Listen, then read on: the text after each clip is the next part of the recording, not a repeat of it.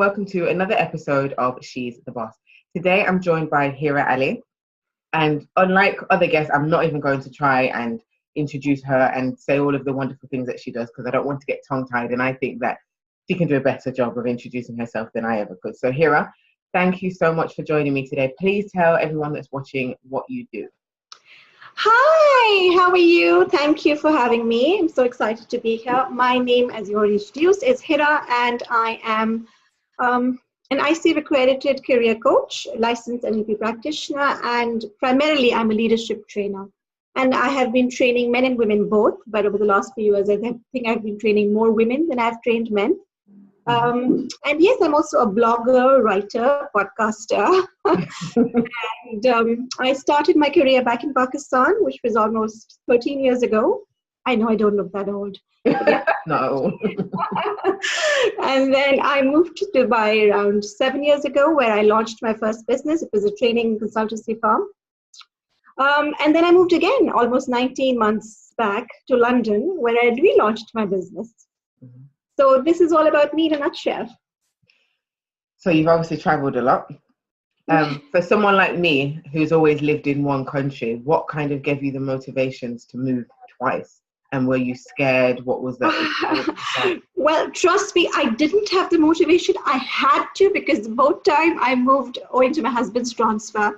So from Pakistan, my husband got transferred at work to Dubai. So I moved for the first time, and then again, the second time, my husband got a promotion transfer to London, so I had to move yet again. So I think the motivation was, of course, to be with my husband. But yeah, other than that, if I was given a choice, I'd be like, no, I don't want to move.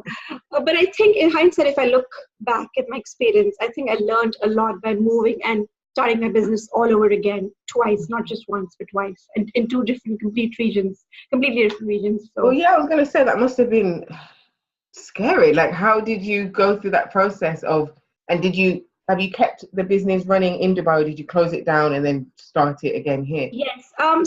I still have a lot of clients in Dubai. But the reason why I closed that company down was because now that I'm registered in London and I can also cater to clients there in Dubai, there was no point in having two different business names, and it was just double the cost. So I could cater to the clients in Dubai using the business name here in London. So I did close ED Management Consulting in Dubai, but I still, of course, do trainings and coaching there. And I fly every few months and do trainings over there. So yes, your answer to your question was, it was scary. The first time it wasn't that scary because I think I had a lot of contacts from back in Pakistan and Dubai. So the transition was relatively smoother. And I was also training in Pakistan. So when I moved to Dubai, I found a lot of contacts who were interested in doing the training interventions. And I remember the first time I trained someone, they were like a group of participants from Nigeria. And they actually worked with the Prime Minister. They were very, very senior ladies. And my task was to train them. I was doing a freelance assignment because when I moved to Dubai, I was expecting. And I didn't want to kind of go and work somewhere because I knew I would have to leave and, take care of the baby for a bit. So I said, let's just do freelance assignments. So I started training and the response was very good. And I realized that I wasn't earning as much because as a freelancer, you get paid less as compared to what you're paid when you are running your own professional company. So that's when I decided to launch my company. Luckily, yes, of course, it was tough because initially you need to establish your name. But once I started training, I had a lot of recurring clients, which was a good thing, and it was tax-free. So that was fantastic. Always a bonus.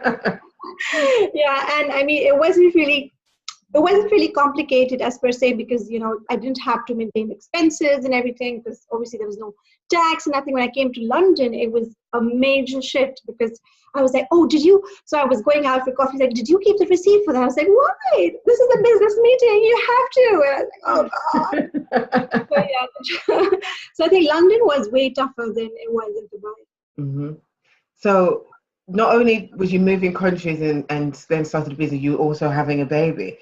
So yes. I've said many times, I sold my first business when I was having a baby because I couldn't juggle the two.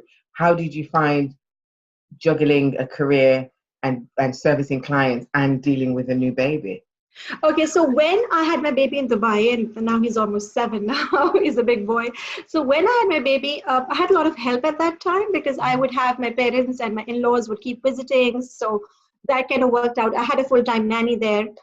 So that was, and then in the beginning, I didn't really take a lot of assignments. I was very flexible, and I wasn't very, I just did like one training a month.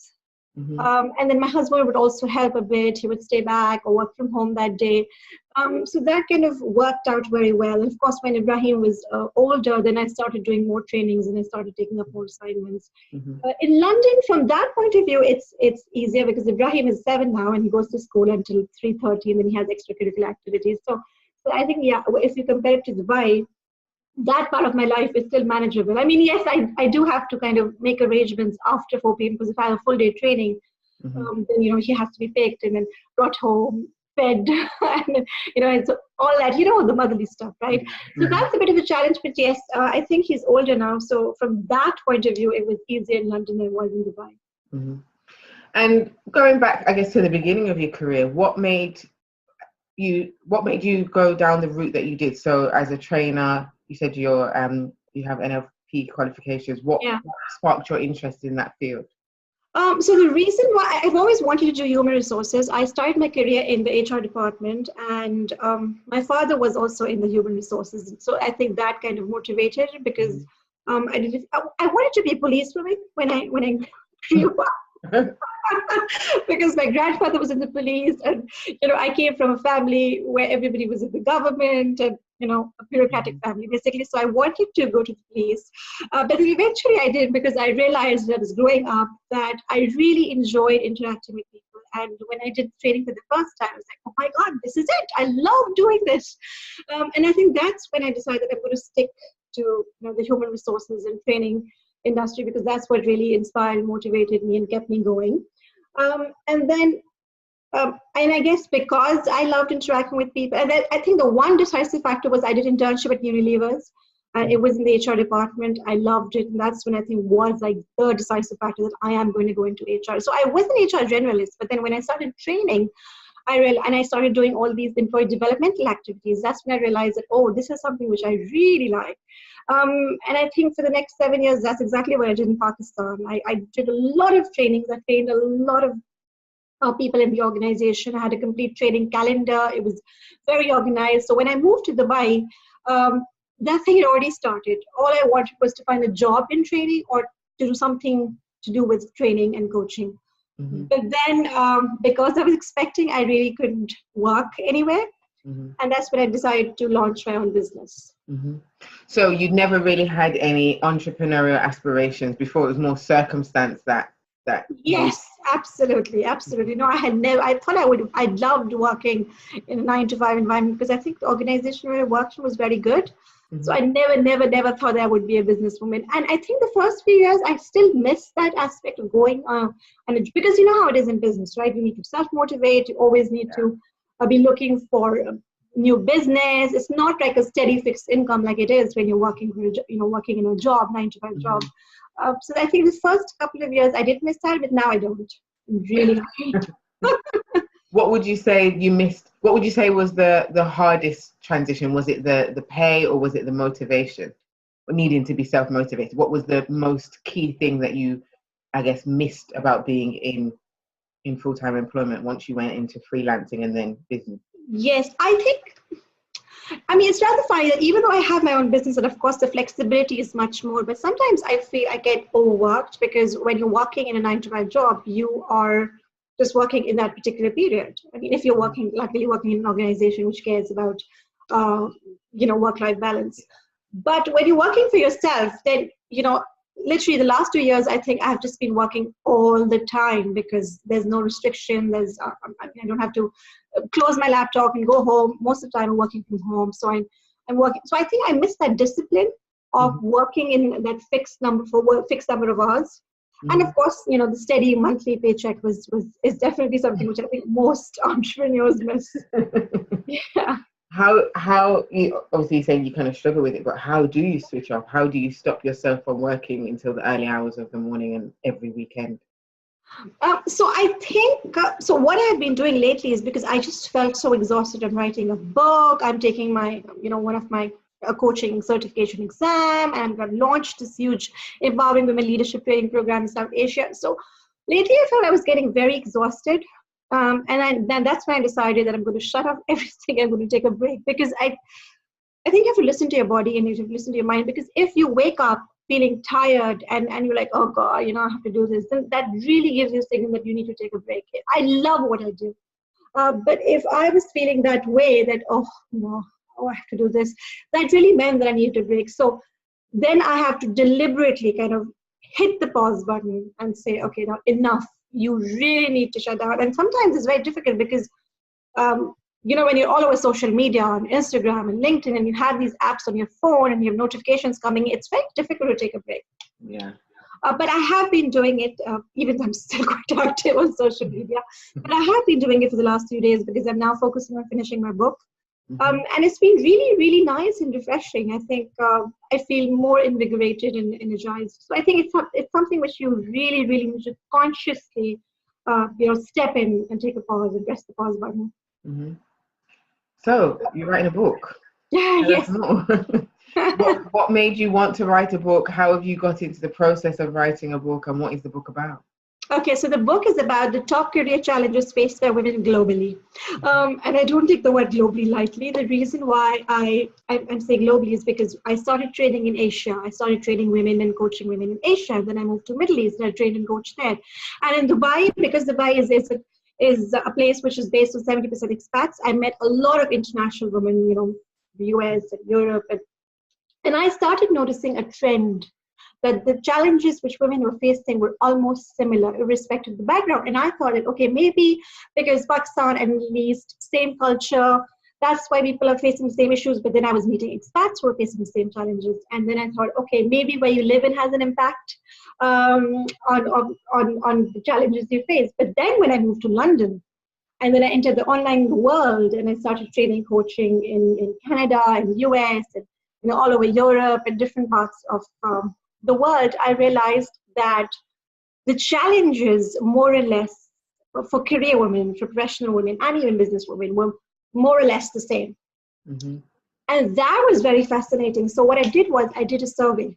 I surveyed almost 300 women.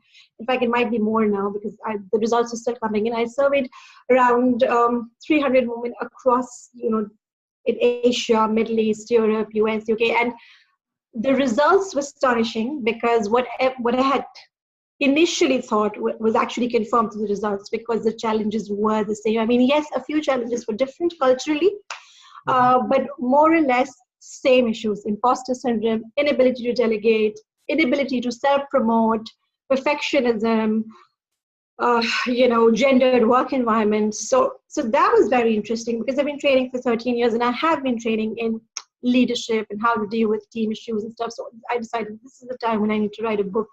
I've been blogging for quite some time now. Mm-hmm. And I started blogging in 2016. So that was the blogs had very good response. People liked and they've shared and tweeted. Some of my blogs were shared by Yana Huffington. Yes, I did see that. That was fabulous. So that's when I decided that, once I got the survey results, and I was already writing about how to deal with imposter syndrome and, different issues, women-focused challenges, and specific career, basically I call them gender-specific derailers. Mm-hmm. So there's a set of issues which only women face at work, which men don't. Mm-hmm. And so I wanted to address those in the book. So that's what the book is about.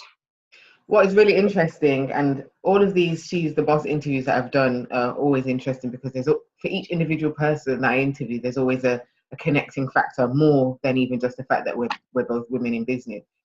My MBA dissertation was around female entrepreneurship and barriers and challenges of women becoming entrepreneurs and staying entrepreneurs. So looking at imposter syndrome, double burden was something that I looked at, childcare and all of that stuff. So once your book is out, I'd be very interested. Oh, and I would love to have your input as well, because now we have somebody who's actually qualified in this. So that would be wonderful. Yeah, and I didn't do as many surveys as you. I did 155 at 3 stages. So pre-startup, so those wanting to start but haven't, those in the startup stage and those in the growth stage. So I'm sure that there'll be some stuff that crossed over. Yeah, absolutely. But I think it's definitely something that's needed. And imposter syndrome is something that I suffered with for many, many years. Me too. Yeah. And I just think it's something that is not spoken about enough. Because when I was going through the kind of imposter syndrome process, I'd never heard of it before. And actually, I can't remember who was the first person that said it to me, but I just thought that they'd made it up. Like, it's just a made up and even now when I speak about it, people think that I've made it up. Like, yes, people don't know about it. Yeah. And from my research, I found that, women seem to suffer from imposter syndrome disproportionately to men. Why do you think that is? Well, so I think the reason why it is because women traditionally, women don't have that equality status as such. We still are experiencing gender pay gaps. We still pass through promotions and, all that stuff going on. So because women have had this long tradition of being ignored, and of course things are changing now because the work automatically stands a greater chance of being trivialized and ignored or not taken very seriously. That's the reason why imposter syndrome is well, because when you're already in an environment where women are not seen at par with men, then the self-doubt and whether I'm good enough or not is something which is bound to creep in more as compared to men. But it's not just women. There are specific categories that are impacted by imposter syndrome. For example, women, then people from the creative fields, people who have immigrants or expats who moved into a new country, people from ethnic minorities, people from and that could be men and women both. Then and students. Students also experience a lot of imposter syndrome. So there are these specific categories that are prone to imposter syndrome more as compared to the rest of the people. Mm-hmm. Have you ever suffered with it? Oh, yes. So like I said, I didn't know what imposter syndrome was, right? So when I found out about it, there was this almost sadistic, perverse pleasure in finding out that I'm not the only one. Yay, these are people experiencing. So yes, throughout, especially because I have moved twice and had to start my business twice. And from Pakistan to Dubai, when I moved and I started training international participants, that's the first time I was hit by imposter syndrome. Can I do it? Will I be able to do it? Why will they listen to me? Because so far I was just doing the local audience. And then of course, when I moved from Dubai to London, that was again, a very strong feeling of whether I'm good enough, who am I to succeed. And what is funny is that today I'm going to be Skyping in. There's a LinkedIn local event in Newcastle, which I've been asked to speak on imposters and share my thoughts on. So in that, and I was going to share that with them, and I'm going to share that with you too, that even though I am supposedly considered like, a person who speaks a lot about imposter syndrome, people call me for talks and stuff, but I was recently nominated for 2 awards. And that was when I think the imposter syndrome hit me really hard. I couldn't sleep the whole night. Trust me. I thought I was over imposter syndrome. I had these coping strategies. Ariana Huffington shared my article. The whole world knew that Hira knows how to deal with imposter syndrome. And the sad part was that it didn't really go away. I was hit by imposter syndrome so hard. And that night I was like, oh my God, I've just been here in London for 19 months. People who have been here for a longer time than me. Who am I? Yeah. I'm a fraud. I'll be fine. So literally, and I'm telling you, I'm not kidding. The whole night, literally had these palpitations. Why was I nominated? Do I think I'm good enough? And things like that. And finally, in the morning, my husband was like, are you all right? Did you bribe your way into it? I was like, no.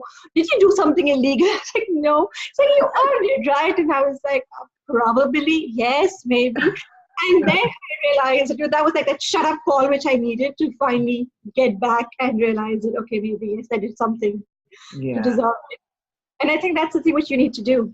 Yeah, it's such a weird experience. And it's funny that you said awards, because that's when it really got me. A period in my career, I was nominated for about 4 awards it was in a short period of time, and one of them was a really huge award, and then I won it.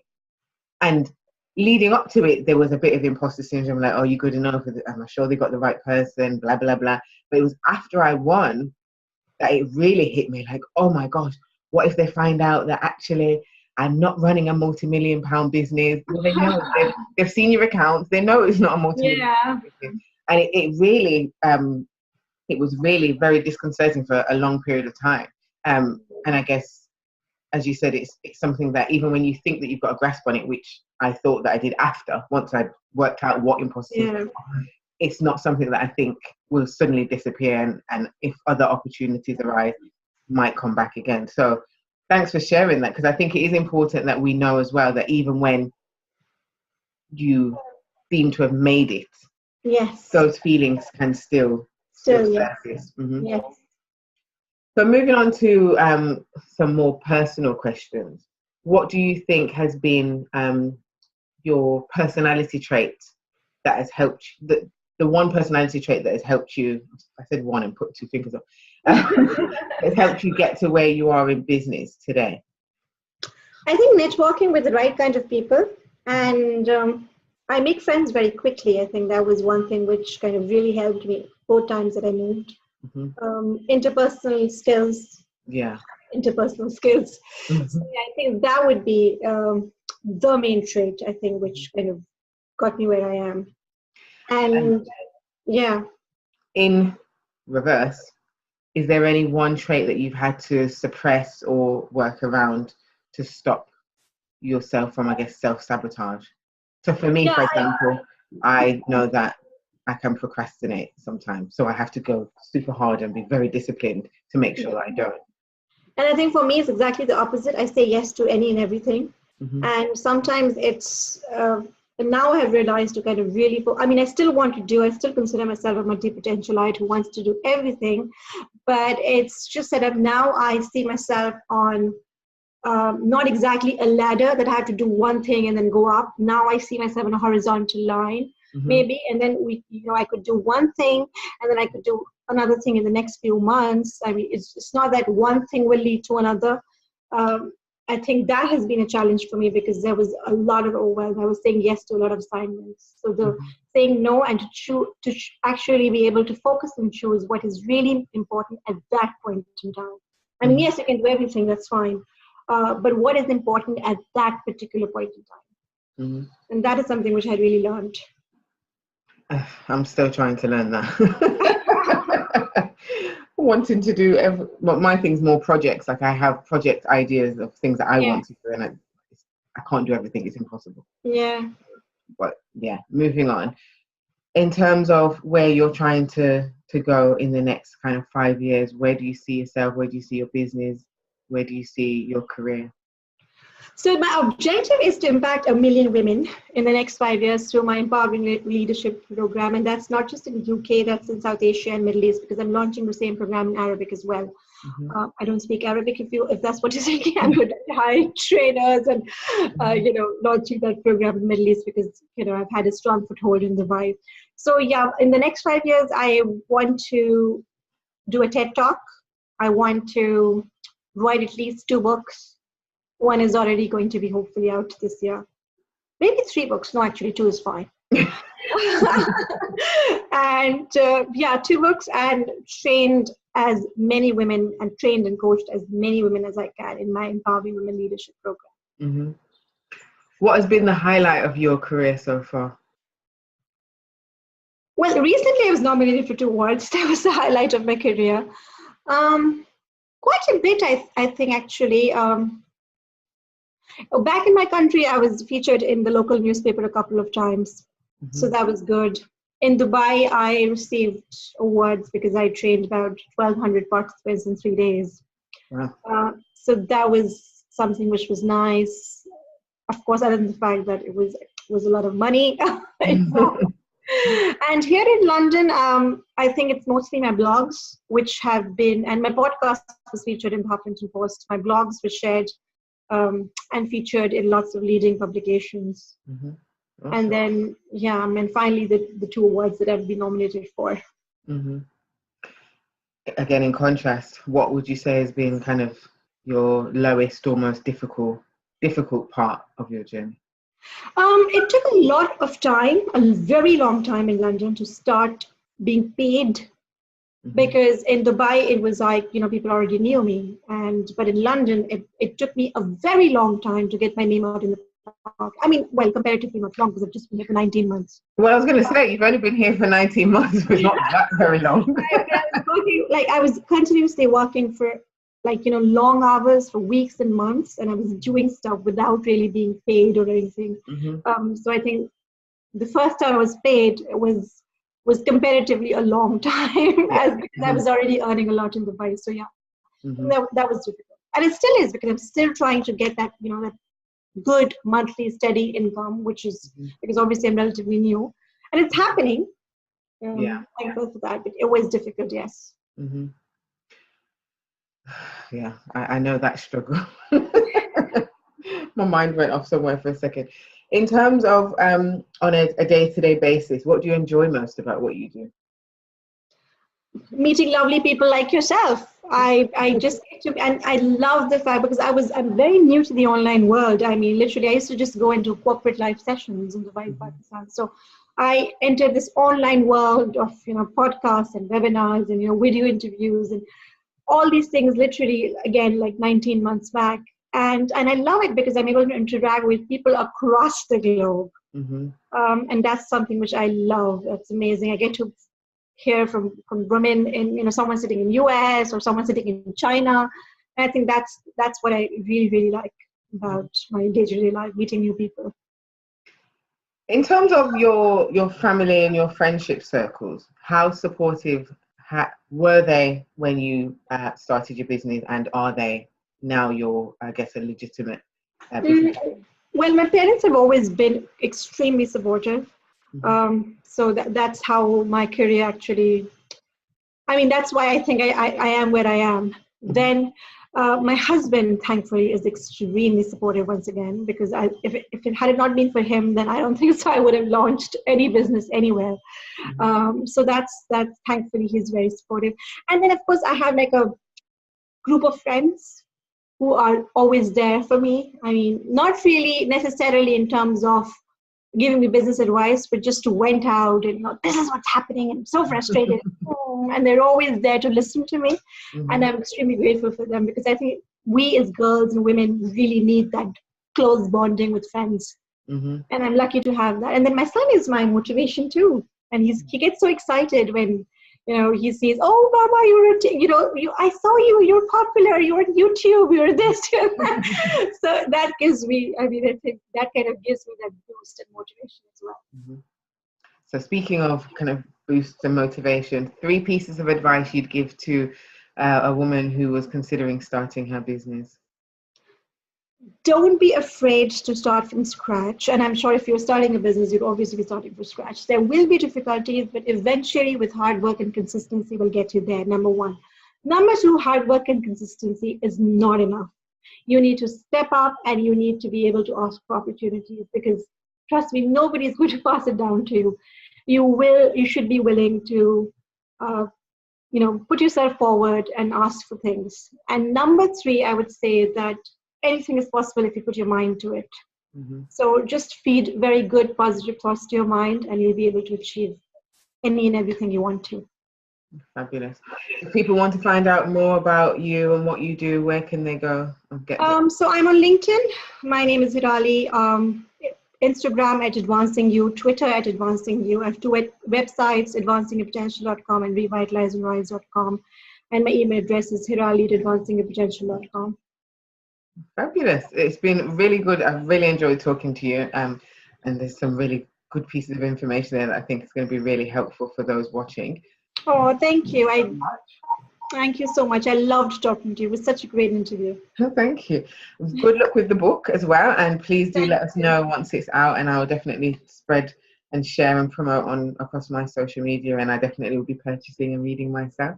Oh, absolutely. Thank you so much. And I'll definitely get in touch with you, because now that I know that we have somebody who's done her MBA and this whole thing, so I would love to get your feedback too. Fab.